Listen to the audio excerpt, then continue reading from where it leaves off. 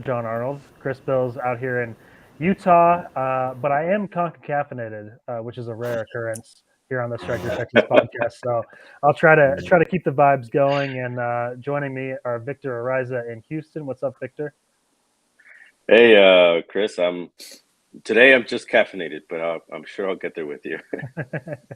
Yeah, and Greetings from Houston. Theo Lloyd Hughes making his, I believe this is Strike the Texas podcast debut, or at least 2022 debut. 2022 debut, first minutes of the season. But I did have a timely or untimely, depending on the way you look at it, appearance last year after some of the NWSL abuse allegations. That's right. So yeah. I'm usually here for bad news, hopefully here for good news today. Yeah, hopefully you can put an Owen Wolf-like shift. We'll get to that. I bring my own Teen Wolf energy. Yeah. We'll get to that later. But I think, Victor, if you match with 11 men, you get to kick off the show. That's a new rule that I'm putting in place. FC Dallas, I suppose. Yeah. Yeah. So let's talk a little bit about FC Dallas's 3-1 win on the road against LA Galaxy. Jon Arnold was out in Carson, has all the coverage on the Striker Texas, but he's not with us today. He's actually down in Mexico, so don't feel too bad for Jon. I'm sure he's having a great time down there. But guys, this one was 3-0 after I think 23 minutes. 25 minutes is what I saw. Okay, yeah. What did you see from FC Dallas? Is this? Is FC Dallas now? They're atop the standings as far as Texas. Are they the best team in Texas? And is Jesus Ferreira the front runner for MVP? Yeah, I think he's put himself in the conversation. Surely, I mean, you're right. He scored the third one in the 23rd minute. So I was watching some of the highlights there, and I saw they were at 25th minute. It was already 3-0, and that's kind of what I based it off of. But yeah, I did think FC Dallas, and Theo can attest, I did think FC Dallas was going to go out and win in Los Angeles, because I did see some defensive problems with LA the previous week against Austin FC. I didn't think it was going to be that easy by the 25th minute, by a fraction of the way through. But I did think. And Jon has been telling us, right, this has been the last missing piece for FC Dallas to get a win on the road, to kind of add to everything that Nico Estevez is doing throughout the season. Yeah, I mean, I do think there's a lot of good things going on there. I do think Ferreira's obviously put himself in the conversation because he's the Golden Boot winner, right? I don't know if he's Golden Boot leader, mate. Let's not get ahead of ourselves. Yeah. But yeah, I mean, I would agree with that. Let's not get ahead of ourselves. I mean, I think a lot of the MVP is depending on who wins the Supporters Shield, right? So I mean, that's why I said, like, if Austin were to get somewhere up in those places, I think Drusy would get looked at. I think in this case, in Dallas, it might be a little harder because they have so many difference makers, and there's still a long way to the season to go, and maybe that might hurt. Whether it's Ferreira or if like Velasco puts himself in the mix or Areola, right? But ultimately, I do think they're the best team in Texas. They're the more complete team in Texas. Off the three managers, I think Nico Estevez is the one that has made the best adjustments and put his team in the best place to win. Part of that is because I do think he has more experience as a head coach, and that's not a knock on the other two guys. I think it's just that. But yeah, I mean, I think as of now, yeah, FC Dallas, there's a reason why they're at the top. Yeah, they're flying, and Theo. Victor mentioned Alan Velasco. He mentioned the adjustments from Nico Estevez. Alan Velasco didn't play in this one. FC Dallas missing 3 players, actually, due to COVID. Just how impressed are you that FC Dallas was able to go on the road? Alan Velasco looks like a late scratch, or at least Saturday morning scratch, and they didn't miss a beat. Yeah, I think that's the most interesting thing for me about what, I think there's a debate for the biggest win of the weekend, but I think when you think how hard it is to go away from home in this league, I think you've got to give Dallas so much credit, and Nico Estevez. And I think, Victor touched on it a little bit there, Estevez's experience, or what kind of Dallas team was he inheriting from Luchi Gonzalez, to lose those 3 players like Alan Velasco and Martin in goal, who's been very, very good this year. Their record kind of speaks for itself. To make those adjustments and reformat, bring in second string players, and then still get your stars like Ariella and Jesus performing is huge. And I think if the only, not quite criticism, but question on FC Dallas was how much is Nico Estevez being aided by the investment from up above and getting that squad that looks very, very good, and how much was he necessarily doing or tinkering with or being able to get more out of the players that were already there and work that top tier. And so to make those adjustments, like you said, whether it's in game or in this case with the COVID injury, I think is huge. Something I was interested in for Chris and Victor, but obviously Chris, you were there last weekend. Do you think this says anything about Austin's inability to break down Galaxy, or are Galaxy just a bit of a weird kind of team that are going to go hot and cold? I mean, I read Jon's piece, which you can go and check out, about how good their defense has been coming into this game. And then, like you said, 25 minutes in, they're all over the place. Well, I think it speaks honestly to the strengths of FC Dallas and how good they are on the wings. Even without Velasco, I thought Hadar Orion came in and had a fantastic match. Of course, set up the first goal for Ferreira, and Paul Arriola has been one of the best wingers in the league to this point in the season, I think. That's an area that Austin still needs to figure out. They weren't able to take advantage of Galaxy in those wide areas, and also it has to be said too that Austin went down early in their match, and LA Galaxy was able to sit back a little bit deeper. That was not the case with this one, with FC Dallas taking the lead, and they were able to kind of pile on and take advantage of those gaps for LA Galaxy. But the question that was popping into my mind as I was watching back the highlights and reading Jon's story is, we're going to talk about big names. You mentioned Jerussi. We're going to talk about, Carrasquilla and Hector Herrera coming in eventually for Houston Dynamo. FC Dallas is now second in the West. They're now ahead of Austin. They're right behind LAFC. Is this sustainable? And is this a team?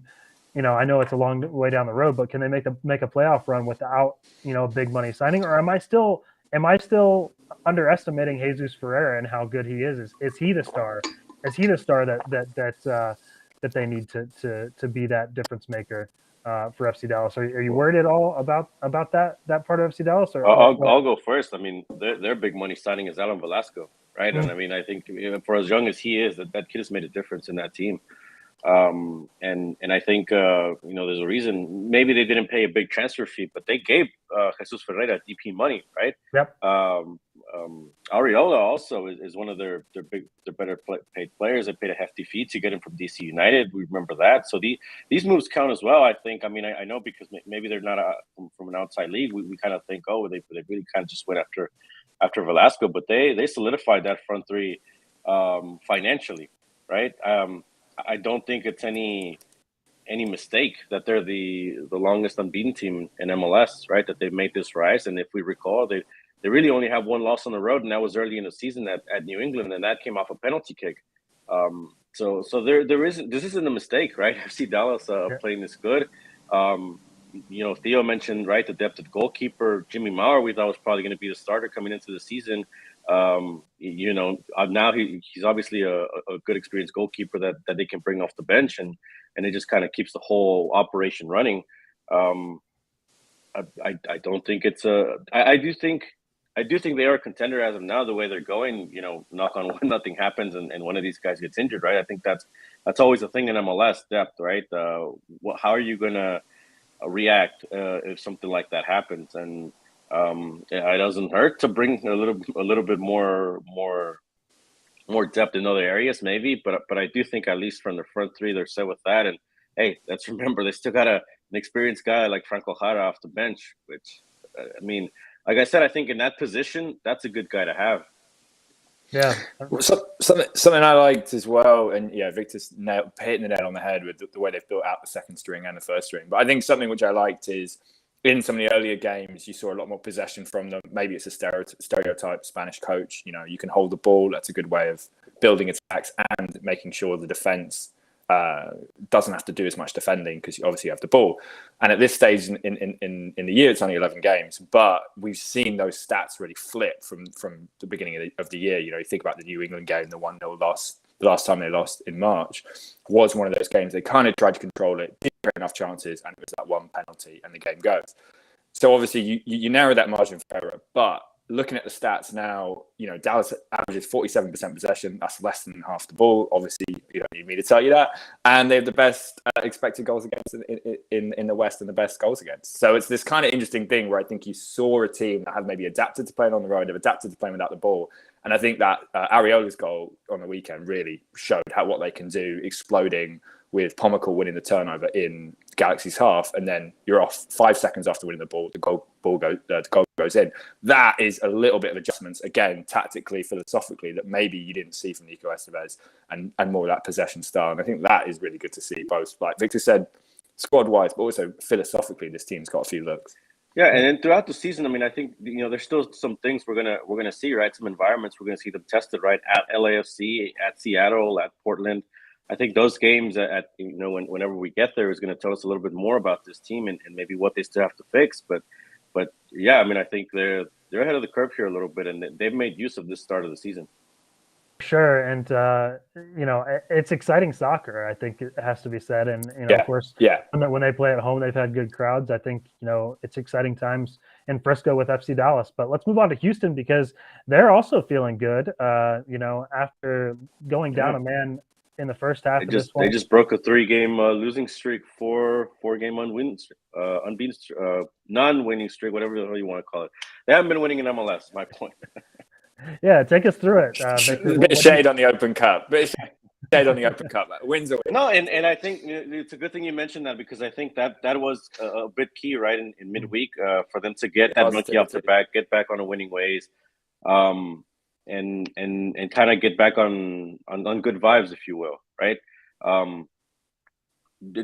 Because of that, though, they did prioritize a little bit the Open Cup, right? They did go with a front three that included Sebastian Ferreira, and Ferreira was not in this game against Nashville. He was on the bench. And the way the game worked out, he didn't even end up needing to be used for them to get the 3 points. But so Houston, I think the biggest thing is knowing that not only did they need to break this skid, they needed to make use of these 2 home games, right, coming up, because then they got now with the fact that they've advanced in the Open Cup, they have to go to Kansas City in between two road trips in MLS, LA and Salt Lake, and then they have a little bit of a break there, but they're still going to be on the road when they come back. Only 1 home game in June before Herrera comes into the fold, and how that whole thing's gonna work out. But this could have been a very rough stretch if they didn't get these home points, right? Carrasquilla, the man that gets and I'm sure we'll talk about this a little bit, the man that gets a permanent stay here in Houston. Well, you see what it meant for him on the field. Maybe just when he gets the goal that puts you in the lead. There is a red card in the 35th minute for them. I think it was a red card for much many people might want to dispute it because of not the intent, but just the way that the studs do make contact, right? In the end, it's the way Houston manages this out, right? I think this is part of the reason, and part of the trials and tribulations of an MLS season. How do you react to these moments? How do you adjust, right? Well, with 10 men, Houston decides obviously they're going to opt a little bit more for the counterattack, but calm, cool, collected. Nagamura managed his team. They ended up still creating some chances to push forward, ironically, with 10 men, right? With 11, I kept complaining about how they kind of kept coming back. They kind of kept inviting teams in. In this game, and maybe it's because Nashville had a lineup that didn't have their starters as well because of their Open Cup match midweek, right, where they won 120 minutes. So Hani Mukhtar, Walker Zimmerman, these guys come on in the second half. Houston, in the meantime, gets a chance to push forward. They get a penalty to kind of ice the game, and there you go. That's all she wrote. No matter how you get it, but they got the 3 points. They saved Sebastian Ferreira for that midweek game with Seattle, who's coming in, and they may be able to pull all 6 points out of this homestand, which I think was the big key here, at least for this small home stretch, on top of staying alive in the Open Cup. Yeah, leave it to the Austin guy to gloss over the Open Cup, but FC Dallas did go down midweek in Kansas City. Now Houston has to go up there and renew what I think is one of the Open Cup's great rivalries. I don't know if Victor agrees with that, but a lot of good matches. The Paulo Nagamura derby. It is the Paolo Nagamura derby. Wow. And Victor, I want to ask you a little bit about Nagamura, first-year coach for the Dynamo. And, I know you've questioned the collective a little bit and some of the players, at Houston. I thought that this match, really, they showed themselves well, the desire to fight with 10 men, the desire to close this game out. Is there something in the water? There's something that Nagamura has done. How is this young coach sort of, rising to the occasion and bringing this group together a little bit more at this point in the season? Yeah, I think his biggest strength has been, winning over the locker room, right? And I think when you look back at some of the prior coaches, particularly the two prior coaches here, right, Tal Ramos and Wilmer Cabrera, that's part of the reason why everything always starts well. I think if you look at their stances, right. And then it kind of just, starts to shift away a little bit, once the going gets tough, you start to lose the locker room a little bit, right? That's part of being a coach, right? Being a manager, man manager. From the beginning, when he got here, he recognized the situation. He recognized his roster. I'm talking about Nagamura now. He recognized, for example, a player like Darwin Quintero, who's one of his best players creatively, or probably his best creator. And how do I bring him into the fold, right? And that's something that affects the entire locker room as well, because I think other players see that and recognize, all right, this guy's gonna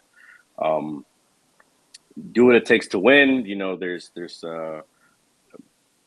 I think there's always going to be egos in any locker room, right? When you have like 30 men in there, it's going to be hard. But managing those egos and getting results, and I think that's the biggest thing: getting the results, pulling them together.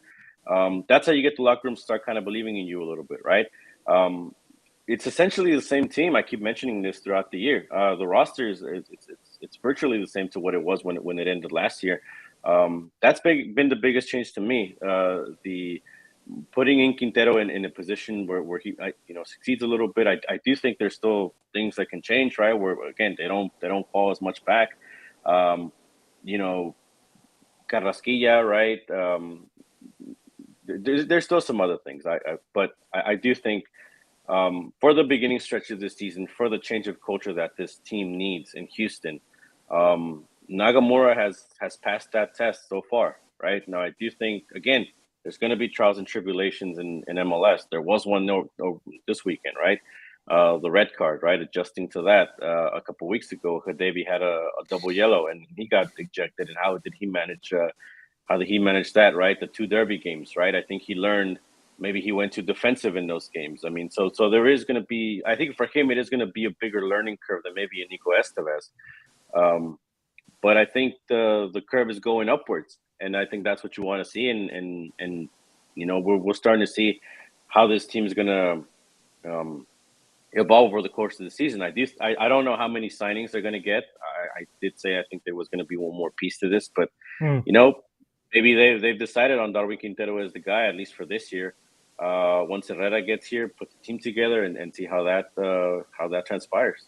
Yeah, Quintero with the second goal, and of course Coco Carrasquilla with the first for Houston Dynamo. Oh, don't forget Darwin's back heel in the build-up to Coco's goal as well. That was gorgeous. Yeah. That was gorgeous.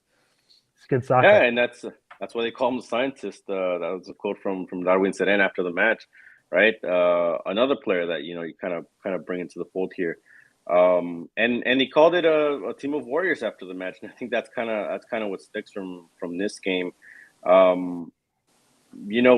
I do think it was a beautiful Nashville, right? But again, winning over the locker room, right? He has the respect of the players. He has everybody bought in, and that's what's making this in Houston here kind of roll. And he is making the adjustments, I think, little by little to the lineup as the season goes on, right? They brought in two Brazilians. I think Seca has come along. He's looking like he's getting more consistent minutes at right back. We're going to start seeing this winger Thiago that we saw in the U.S. Open Cup match against San Antonio, which I think, again, these are moves that are going to help Houston pick up another notch. Until we saw what these players could bring, I mean, there was still a question mark. And this is how Houston, again, is going to evolve as the season goes on. Yeah, and the last thing I want to touch on here is, a big thing for us, and I think what's going to be big for the Striker Texas subscribers is locker rooms back open in MLS this weekend. Victor, what was the mood like down there, and what can people kind of find on the Striker Texas as a result of having a little bit more access behind the scenes? Yeah, obviously a very happy mood after a win. Talk to Darwin Quintero, talk to Carrasquilla. I think these are the kinds of things now, like you said, with locker rooms coming back up.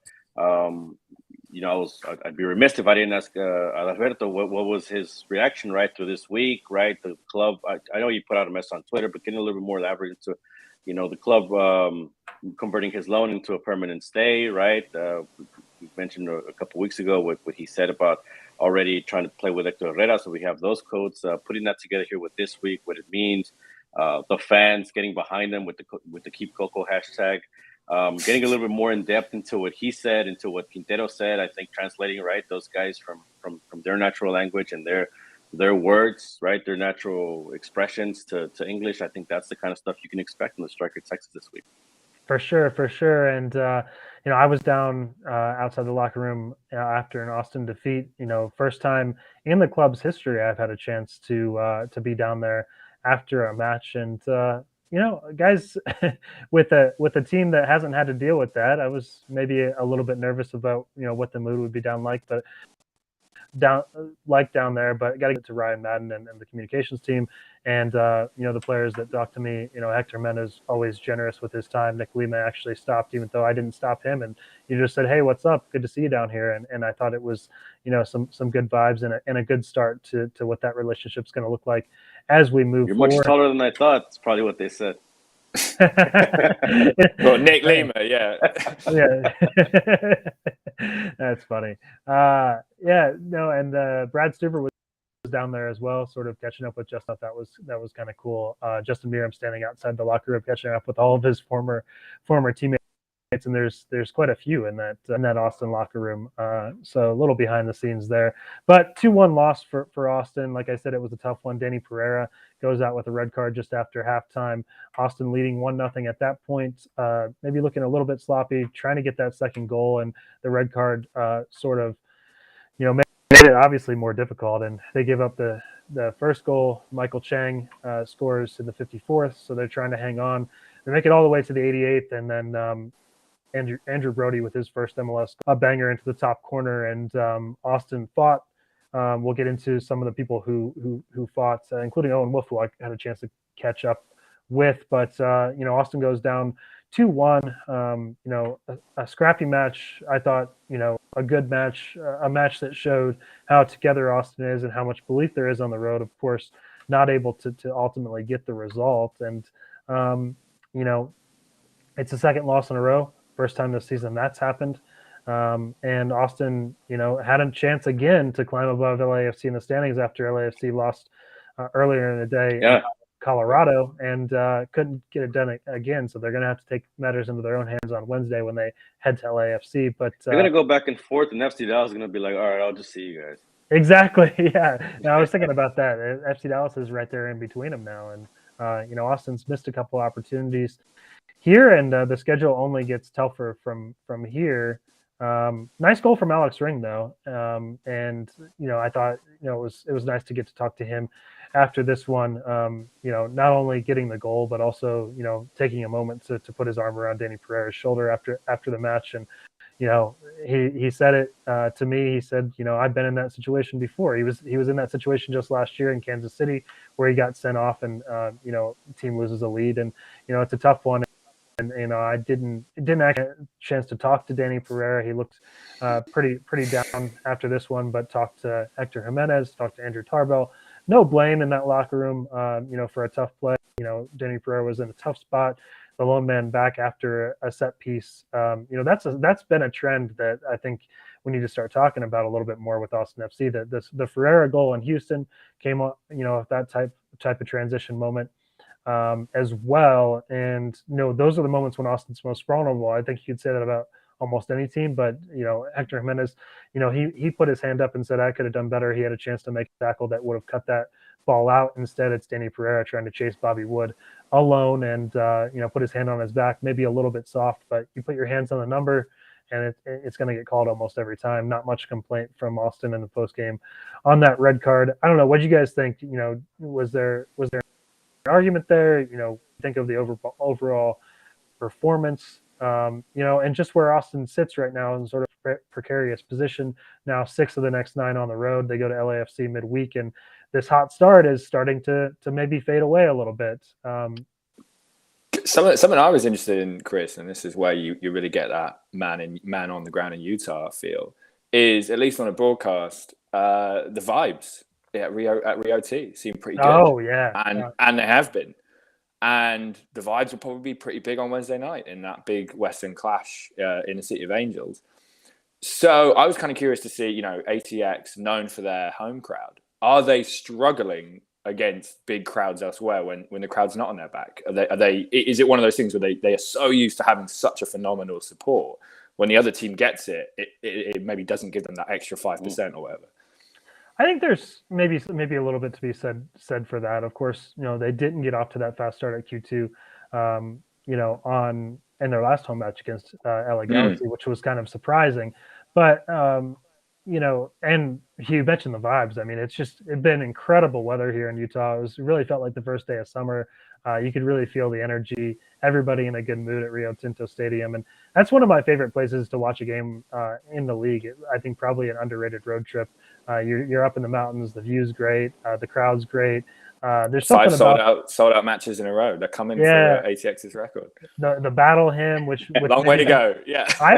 If there's one thing, I will die on this hill. Hey, that's good to see, though. That's good to see. The anthem that RSL has, it feels very like MLS. Whatever you say, 1.0, 2.0. But the people love it there. They get singing, man. If people ever try to take that away, I will die on that hill. That's one of my favorite traditions in MLS. Anyway, I took that away from the original question. No. I'll shift to this. Don't distract us with the game and the result and what happened and the red card, Chris. Listen, 2-game losing streak, but they gave Josh Wolf an extension, right? I mean, this is the guy to lead him forward. This is the man that's going to make him an MLS Cup champion, right? According to Austin FC. I mean, guys even qualified for the playoffs, and they already gave him a contract for three more years, hook, line, and sinker. So I mean, this is why personally I think, it maybe be a bit premature. Why you maybe would have wanted to wait. I do think the way that they're going, they might make the playoffs at the end of the year. But wouldn't you have wanted to wait till that moment happens? I mean, because again, this whole thing could just go down for the rest of the season, and what are you gonna do? Keep Wolf still for 3 more years? Pay him out? I mean, I think there's some questions there where he still has to make adjustments in game. I mean, Austin was up on the road, right? I mean, in this game, they were at home against the LA Galaxy. I mean, there's some things here to look at Austin. We've talked about what do they need to do to take that next step. I mean, for me, I think that's something to look at. I mean, part of it has been the manager. Sure. I mean, I think that he's definitely shown some growth. Especially, you mentioned with Nagamura, winning the locker room this offseason was, I think, huge for Josh Wolf. And, he's had the support of Anthony Precourt and the ownership. I've said this all along. The people that were calling for his head, was the people that were calling for his head. It was never going to happen. Well, he's always right, because he's always had that support. I mean, he's had that support. Owner loves him.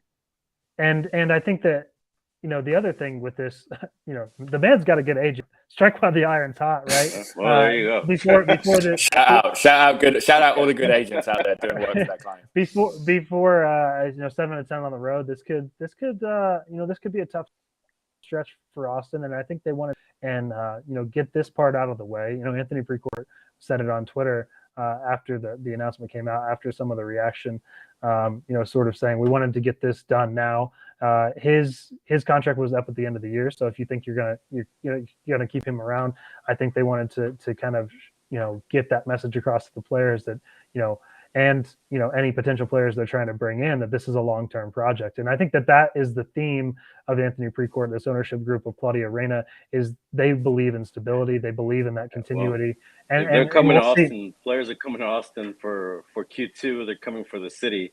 I don't know that Josh Wolf is essentially the selling part of that. Right, but you're building around a core, and they've got that now with Diego Fagundes, with Sebastian Jersey with with Brad and starting to kind of build that culture. And I said that that's a key piece. Now, are they right? Like, we're going to find out in 2023, 2024, 25. Of course, contracts in professional sports, they can be ripped up in any moment. So it's his money. He's when put that money on the line. Yeah. So we'll see what happens with that, and got to give a wave to the people in the chat. Harry, Carlos, Blonded World, great to see you in there, and taking us live. Let's take this thing home. Again, we've got midweek MLS action before the next time we'll talk to you. Austin goes to LA. I'll be out there. Victor, you've got a home match again midweek. Yeah. CONCACAF champions are coming to town. So yeah, they are. Big match against Seattle Sounders, and FC Dallas stays on the road and they go to Vancouver. So 3 big matches, and we'll see how it shakes out. Right now, Texas teams all above the playoff line, and that's what we love to see at the Strikers Texas. Much better than 11 games into last season, I can tell you that right now. Oh, sure. So, guys, best thing we ate this weekend. You guys were both at home. I know, Theo, you had a busy, festive weekend. What was on the menu? I did. Yeah, I was at a baby shower, my own. Yeah, congrats! I didn't want to drop the news. We'll put the spoiler out. Some MLS podcast exclusive action. Yeah, I was at a baby shower, my own. My wonderful friend Sarah Lavasseur runs a bar, runs a cafe, and she was making the food. It was quite kind of nice, fresh, healthy food. So not necessarily a classic for the best thing you ate. It was courgette tarts, sweet potato vegan tarts, couscous salads, and blueberry cake. All the poncy stuff that I like to eat. And I'll get we got to get just a dash of the dash in here. Your podcast, the team you cover. Come check it out. 1-1 draw against Louisville. What's kind of the narrative around the dash in 30 seconds or less right now? 30 seconds or less. Sarah Loudon comes in, caretaker manager, after James Clarkson's suspension, which I'm sure a lot of non-necessarily women's football focused readers probably would have heard about. She's done a fantastic job. It's only been 3 games, but she's made the dash really hard to beat, which I think was something Clarkson always strived for and for the most part always got done. If they did lose, it was always by 1 goal, 90% of the time. And she's kind of continued that, but more than anything has really shored up the defense. Coming into the Challenge Cup before the regular season starts, the NWSL, the dash were just bleeding goals left, right and centre. And Loudon's made them really, really hard to beat. Draw at the weekend on the road. They're a bit like some of the Texas MLS teams. They're on a 3 back-to-back away trip right now. So to come away with a win and a draw from the first 2 road trips is pretty big. And I think they're in Portland next weekend. So another point out there or more would be huge. Yeah, make sure you check out Theo's dash coverage. Some of the best women's soccer team-specific coverage you'll find. For local, it doesn't get any better than this. And also check out Phil West's new podcast, Westward Ho. Yeah. I was going to say, we got a plug for the MLS fans out there. For the regional MLS fans, it doesn't get any better than that. It does. It doesn't. And Phil West, obviously the man is knowledgeable about this league, especially the Western Conference. So make sure you West check that by out. name, West by nature. I was going to say, are we going to hire Phil East to cover the Eastern Conference? If your name is Phil East, please reach out. Chris Bils at thestrikertexas.com. Or like Bill East, something like that. We'll take anybody. We can mix it up.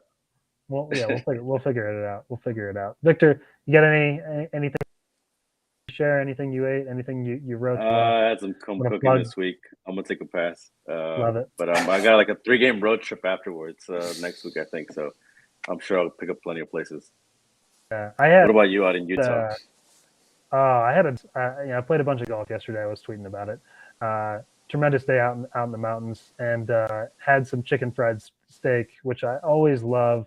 Nice, just stick to your bones meal after a day out in the sun. So I was feeling good last night. So we'll get out of here on that though. Again, lots of coverage at the Striker Texas. Bit of a game changer. We're in the locker rooms. We've got exclusive access, especially on the road. I'm the only one on the road covering Austin FC, so make sure you check out that coverage caught up with. We'll have a story on him before Wednesday. And Dallas John could probably say something for Dallas. I'm sure I could say something for Houston. He was catching up with Paul in the locker room. You can find that story this morning on the Striker Texas as well. Paul Areola, that is. First name term to me, Paul. Is there a Paul East maybe?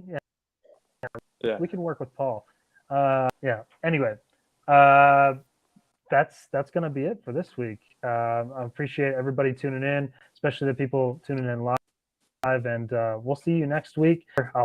Busy week with 2 matches, and we'll catch up then.